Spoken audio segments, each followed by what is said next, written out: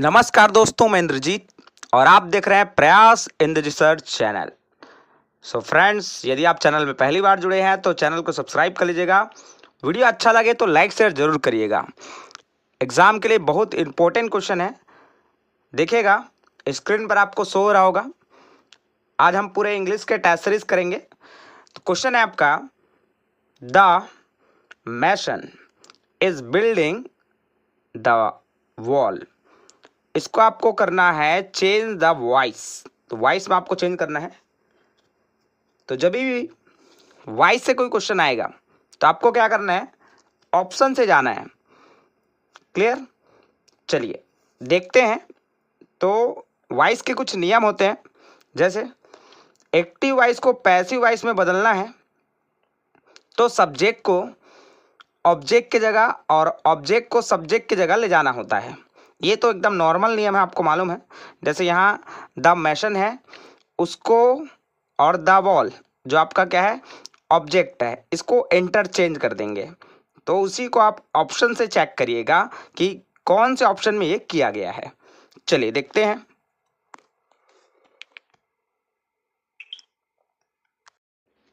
The मैशन आपका subject है और द वॉल आपका ऑब्जेक्ट है। तो इसमें देखिएगा, सबसे पहले सारे ऑप्शन को आप चेक करिए किसमें ऐसा इंटरचेंज किया गया है। जो पहले में लिखा है वो आखिरी में मिल जाए और जो आखिरी में लिखा है वो पहले में मिल जाए। सामान्य भाषा में आप ऐसा भी समझ सकते हैं। चलिए इसमें देखिएगा, ऑप्शन चेक करते हैं अपन। सबसे पहले हम देखेंगे ऑप्शन नंबर ए। तो ऑप्शन नंबर ए जो है वो प्रश्न के जैसा ही लिखा हुआ है, तो ये तो हमारा आंसर नहीं हो सकता है। तो ये आप कट कर लीजिएगा कि ये आंसर होने वाला नहीं है। पूरे ऑप्शन से ही जाना है भैया आपको।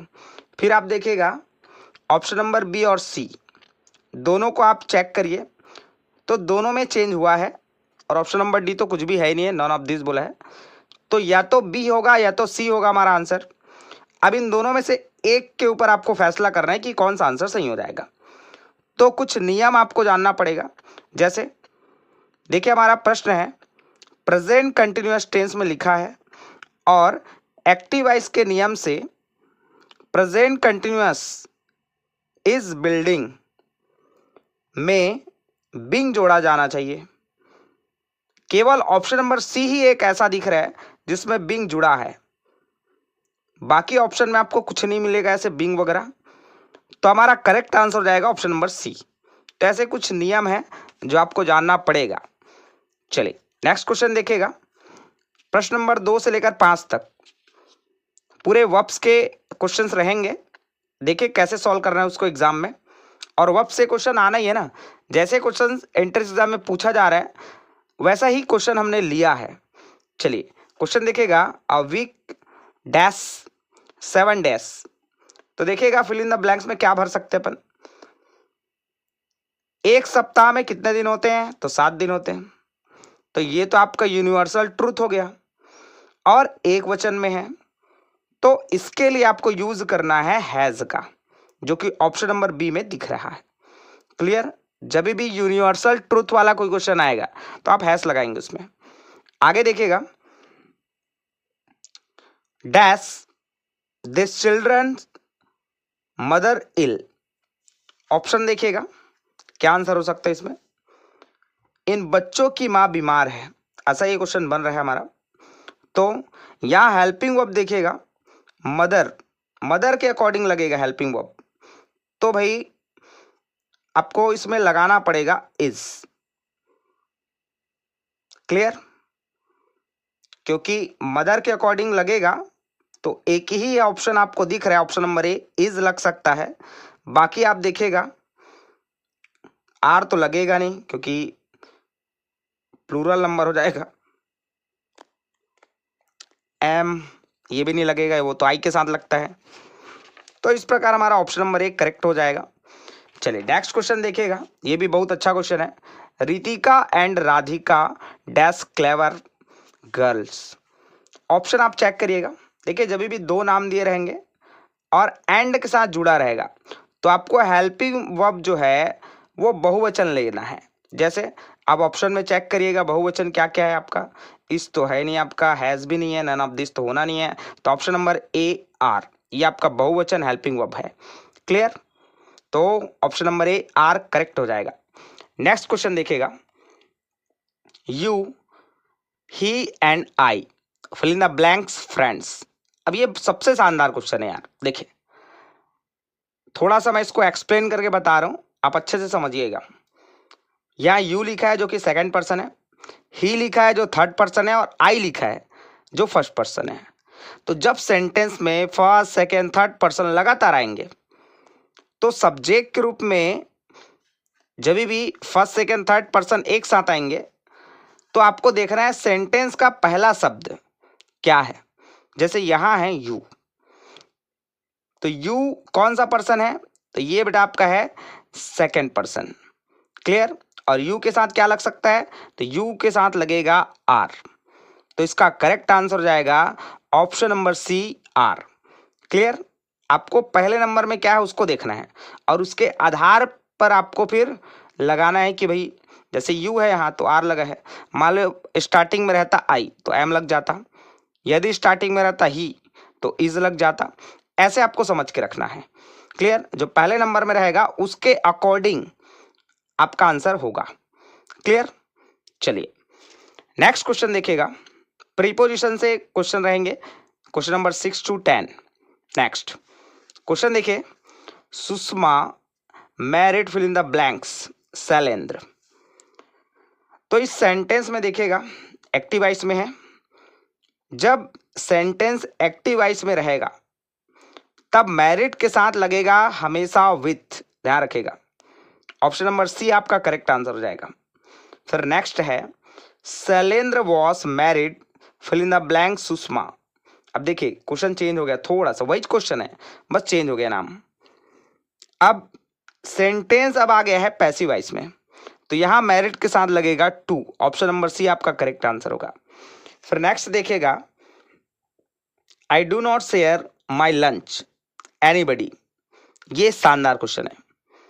देखिए, जब शेयर के साथ कोई पर्सन आएगा तो विथ लगेगा। मैं अपना लंच किसी के साथ साझा नहीं करता, ऐसा ये बोल रहे हैं।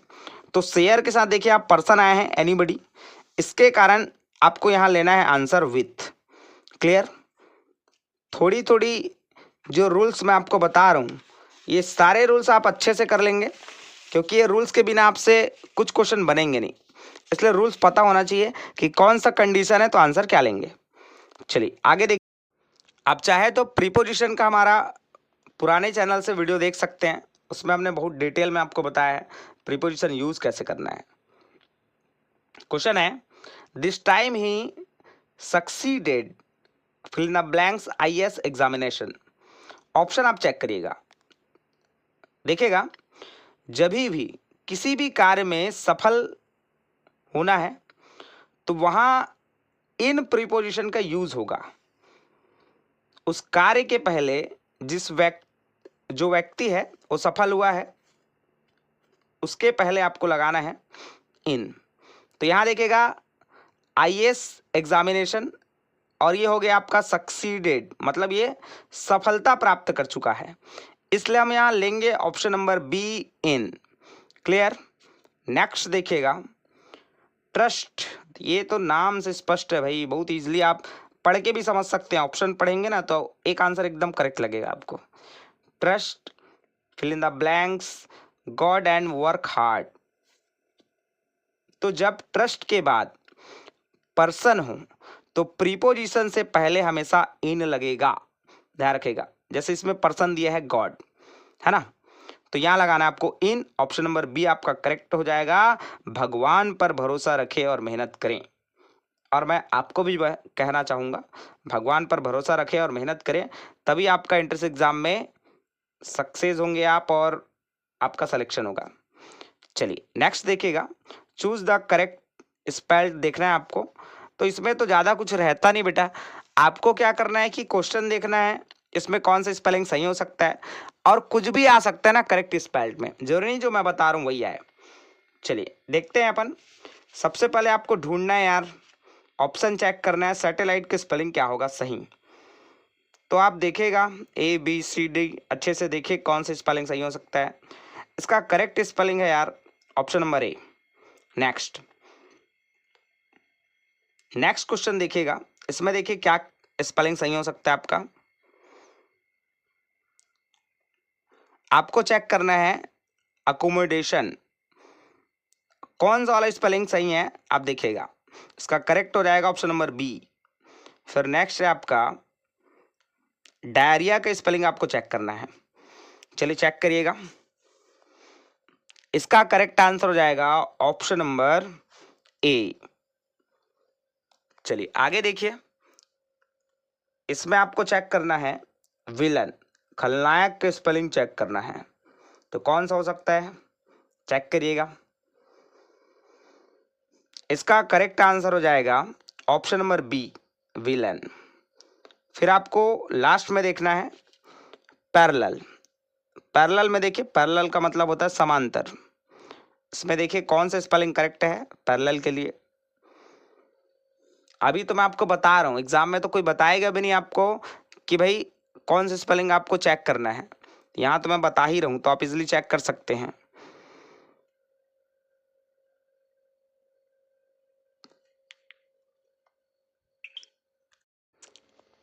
ऑप्शन आप चेक कर लीजिएगा, ऑप्शन नंबर सी आपका करेक्ट आंसर हो जाएगा, पैरेलल के स्पेलिंग। चलिए अगला क्वेश्चन देखिएगा,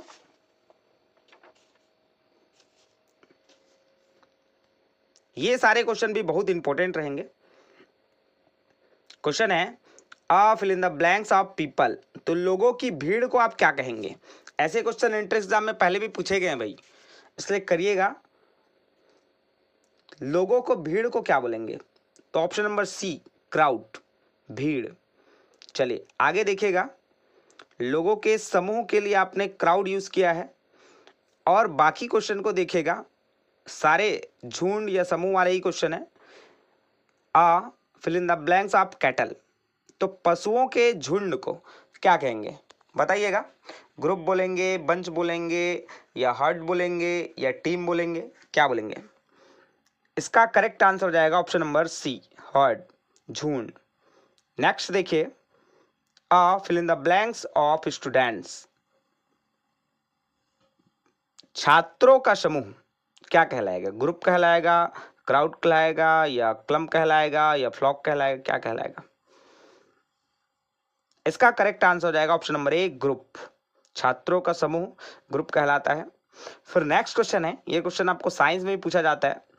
अ fill in the blanks of stars, तारों का समूह क्या कहलाता है। क्लस्टर कहलाएगा, पिंच, या फिर बर्न, या फिर हीप। तो इसका करेक्ट आंसर हो जाएगा option number A, cluster. Next है a fill in the blanks of robbers, डाकुओं का समूह क्या कहलाएगा। क्राउड कहलाएगा, गैंग कहलाएगा, टीम कहलाएगा, या ग्रुप कहलाएगा। तो इसका करेक्ट आंसर होना चाहिए ऑप्शन नंबर बी, गैंग। डाकुओं के ग्रुप को क्या बोलेंगे, गैंग बोलेंगे। एक क्वेश्चन है जो आपको कमेंट्स के थ्रू देना है यार, ऑप्शन आपको दिखाई देगा।